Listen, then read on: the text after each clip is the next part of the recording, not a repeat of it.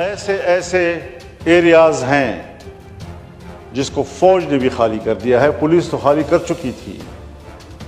बता दूं आपको, ऐवान को बताना चाहता हूं, वो इलाके कि जो पुलिस तो खाली कर चुकी थी लेकिन फौज भी खाली कर चुकी है, और जहां पर जंग हो और पुलिस भी ना हो और फौज भी ना हो, तो वो एरिया किसके कब्जे में होगा और वहां किसका रेट होगा।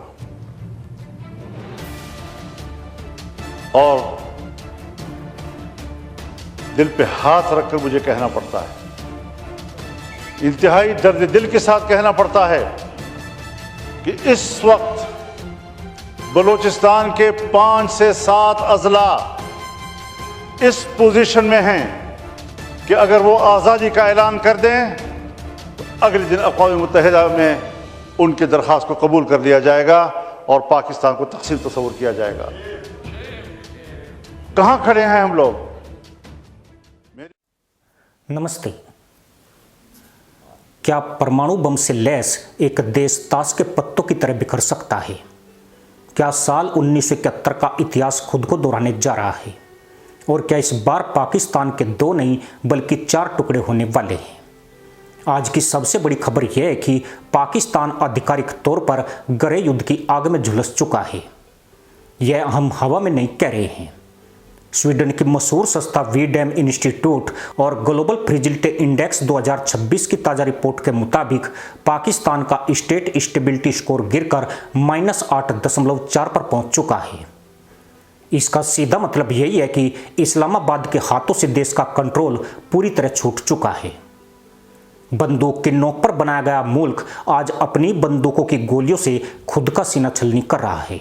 लेकिन मामला इतना भर नहीं है। सबसे बड़ी बात यह है कि इस महाविद्रोह में पाकिस्तान का वो आका भी फंस गया है जिसने पाकिस्तान को कर्ज के जाल में फंसाया था। हम बात कर रहे हैं ड्रैगन यानी चीन की। बलूचिस्तान के जलते रेगिस्तानों से लेकर खैबर पख्तूनख्वा की पहाड़ियों और अब पाक अधिकृत कश्मीर यानी पीओके की वादियों में सिर्फ एक ही नारा गूंज रहा है, चीनियों पाकिस्तान छोड़ो, CPEC को वापस समेटो। इस वीडियो को 1 सेकंड के लिए भी स्किप मत करना, क्योंकि अगले 10 मिनट में हम आपके सामने वो गुप्त आंकड़े और खुफिया दस्तावेज खोलने जा रहे हैं जिसे पाकिस्तानी मिलिट्री का ISPR पूरी दुनिया से छुपाने में लगा है। चलिए खोलते हैं पाकिस्तान की बर्बादी का वो काला चिट्ठा जिसे देखकर खुद चीन के राष्ट्रपति शी जिनपिंग की रातों की नींद उड़ चुकी है। शुरुआत करते हैं उस हिस्से से जो पाकिस्तान का आधा क्षेत्रफल घेरता है, लेकिन जहां आज पाकिस्तानी फौज का एक भी सिपाही खुद को सुरक्षित महसूस नहीं कर रहा है। यह क्षेत्र है बलूचिस्तान। अब आंकड़ों की भाषा में समझिए। चीन ने पाकिस्तान में अपने महत्वाकांक्षी प्रोजेक्ट चीन पाकिस्तान आर्थिक गलियारा यानी CPEC में कुल $65 अरब का निवेश करने का दावा किया था। लेकिन आज की कड़वी सच्चाई यह है कि इस $65 अरब के प्रोजेक्ट का 42% हिस्सा पूरी तरह ठप पड़ा है, क्योंकि बलूचिस्तान लिबरेशन आर्मी और मजीद ब्रिगेड ने चीनी इंजनों के खिलाफ आत्मघाती हमलों की झड़ी लगा दी है।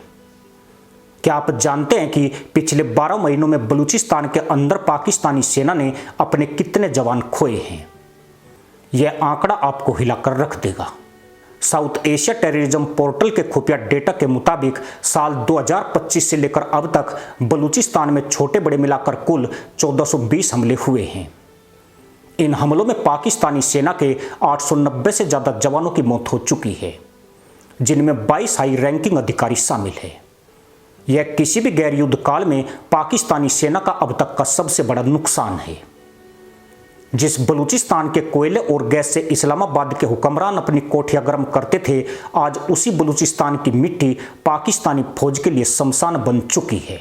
बलूचिस्तान की निर्वासित नेता डॉक्टर मेरेंग बलोच के बलूच यकजहती कमेटी के आह्वान पर इस समय पूरे प्रांत में टोटल शटडाउन है।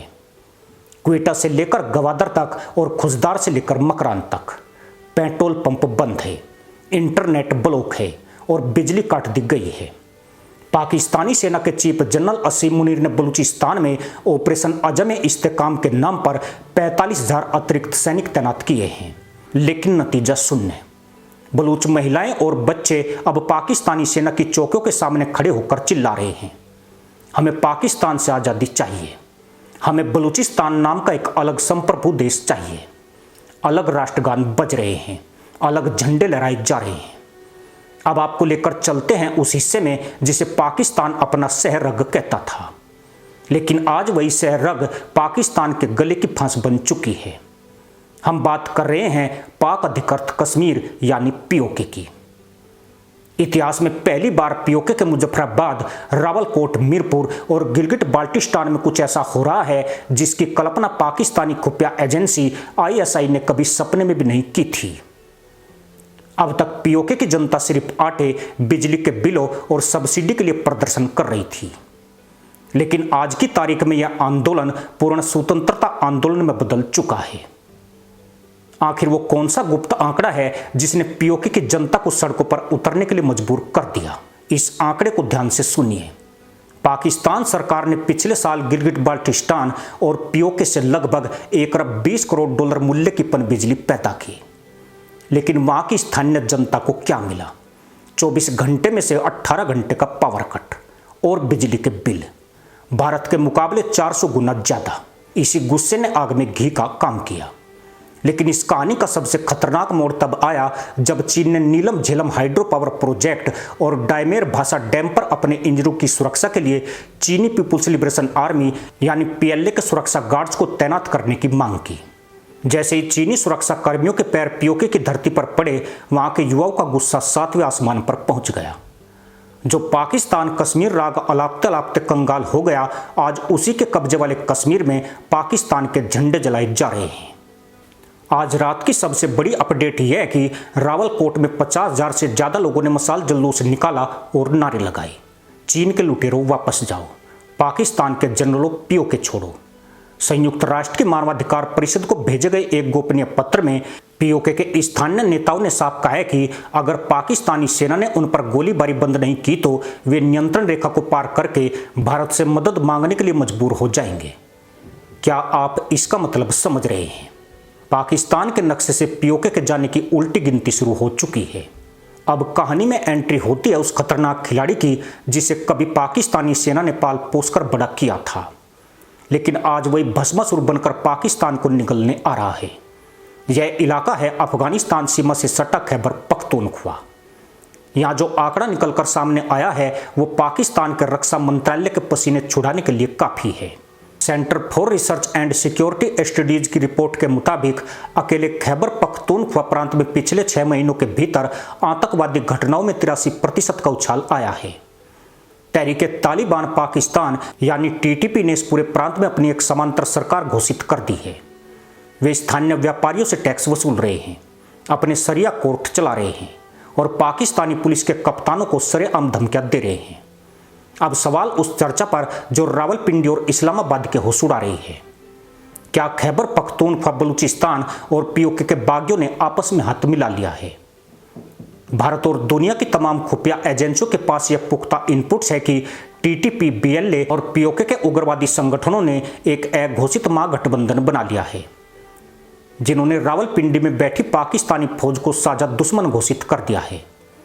यानी कल तक जो पाकिस्तान दूसरों के घरों में आग लगाने के लिए आतंकियों की फैक्ट्री चलाता था, आज उसी फैक्ट्री के बने बम पाकिस्तान के अपने घर को सुहाग कर रहे हैं। इस त्रिकोणीय गठबंधन का असर देखिए। टीटीपी बलूच लड़ाकों को अमेरिकी सेना द्वारा अफगानिस्तान में छोड़े गए आधुनिक M4 कार्बाइन और थर्मल गन दे रहा है। जब पाकिस्तानी सेना खैबर पख्तूनख्वा में ऑपरेशन शुरू करती है तो बलूचिस्तान में चीनी काफिले पर हमला हो जाता है। जब सेना बलूचिस्तान भागती है तो पीओके में विद्रोह भड़क जाता है। पाकिस्तानी सेना इस वक्त एक ऐसे जाल में फंस चुकी है जहां से निकलने का हर रास्ता सीधे मौत के कुएं की तरफ जाता है। इस पूरे महासंकट के पीछे जो अदृश्य हाथ है वो है चीन का। चीन ने पाकिस्तान को कर्ज के ऐसे डेट ट्रैप में फंसाया है कि आज पाकिस्तान की संप्रभुता गिरवी रखी जा चुकी है। अंतर्राष्ट्रीय मुद्रा कोष की जून 2026 की गुप्त ऑडिट रिपोर्ट के अनुसार पाकिस्तान पर कुल बाहरी कर्ज लगभग 130 अरब डॉलर से पार हो चुका है, जिसमें से अकेले 27 अरब डॉलर से ज्यादा का कर्ज सिर्फ चीन का है। पाकिस्तान के पास इस कर्ज का ब्याज चुकाने के लिए भी पैसे नहीं है। तो फिर चीन पाकिस्तान की मदद क्यों नहीं कर रहा है? चीन चुपचाप तमाशा क्यों देख रहा है? इसके पीछे छिपा है बीजिंग का एक बहुत बड़ा डर। चीन का डर यह है कि उसकी अपनी अर्थव्यवस्था इस समय मंदी के दौर से गुजर रही है।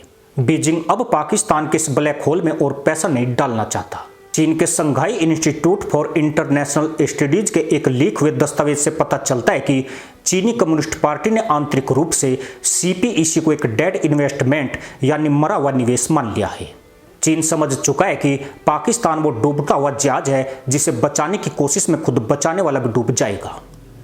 हालात इतने बदतर हो चुके हैं कि गवादर पोर्ट, जिसे चीन अपना अगला नौसैनिक अड्डा बनाना चाहता था, वहां आज स्थानीय मछुआरों और बलूच प्रदर्शनकारियों ने चीनी जहाजों की एंट्री पूरी तरह ब्लॉक कर दी है। गवादर प्रोविजनल असेंबली के चारों तरफ 10 फीट ऊंची कंटीली तारें लगाई गई है ताकि चीनी इंजीनियरों को बचाया जा सके। चीनी दूतावास ने इस्लामाबाद को अल्टीमेटम दिया है कि यदि उनके नागरिकों की सुरक्षा सुनिश्चित नहीं की गई तो वे अपने सभी ऑपरेशन बंद कर देंगे और पाकिस्तान पर आर्थिक प्रतिबंध लगाने के लिए अंतर्राष्ट्रीय मंचों पर चले जाएंगे। यानी जो दोस्त कल तक शहद से मीठा और हिमालय से ऊंचा होने का दावा करता था, वो आज पाकिस्तान का गला घोटने के लिए तैयार खड़ा है। हर सुबह जब पाकिस्तान के लोग जागते हैं तो उन्हें नहीं पता होता कि उनका देश अगले महीने के अंत तक अखंड रहेगा भी या नहीं। एक तरफ बलूचिस्तान अपनी आज़ादी का परचम लहरा रहा है, दूसरी तरफ खैबर पख्तूनख्वा में तालिबानी हुकूमत की आहट है और तीसरी तरफ पीओके की जनता भारत की तरफ उम्मीद भरी नजरों से देख रही है। इतिहास गवाह है कि जब किसी देश की सेना अपनी जनता पर टैंक और फाइटर जेट चढ़ाने लगे तो उस देश का अंत निश्चित हो जाता है। पाकिस्तान की सेना ने पूर्वी पाकिस्तान में यही गलती की थी और आज वही गलती वो बलूचिस्तान और पीओके में दोहरा रही है। नक्शे बदलते देर नहीं लगती और पाकिस्तान ने अपने विनाश की स्क्रिप्ट खुद अपने हाथों से लिख दी है। वैश्विक कूटनीति के मंच पर यह चर्चा तेज है कि क्या अमेरिका और भारत मिलकर पाकिस्तान के परमाणु हथियारों को असुरक्षित होने से बचाने के लिए कोई बड़ा कदम उठाएंगे, क्योंकि अगर पाकिस्तान पूरी तरह ढह गया तो उसके परमाणु बम आतंकवादियों के हाथ लग सकते हैं, जो पूरी दुनिया के लिए सबसे बड़ा दुश्मन होगा। पाकिस्तान इस समय इतिहास के उस चौराहे पर खड़ा है जहां से वापसी का कोई रास्ता नहीं है। यह सिर्फ गृह युद्ध नहीं है, यह एक अप्राकृतिक देश का अपने कर्मों के कारण होने वाला पतन है। पाकिस्तान के इस महाविद्रोह और उसके संभावित टुकड़ों को लेकर आपकी क्या राय है? क्या आपको लगता है कि पीओके बहुत जल्द भारत का हिस्सा बनने जा रहा है? क्या बलूचिस्तान को एक अलग देश के रूप में मान्यता मिलने वाली है? अपनी राय नीचे कमेंट बॉक्स में जरूर लिखिए। आपके कमेंट्स हमारे चैनल के लिए बहुत महत्वपूर्ण हैं। इसी के साथ अनुमति दोस्तों, जय हिंद, वंदे मातरम।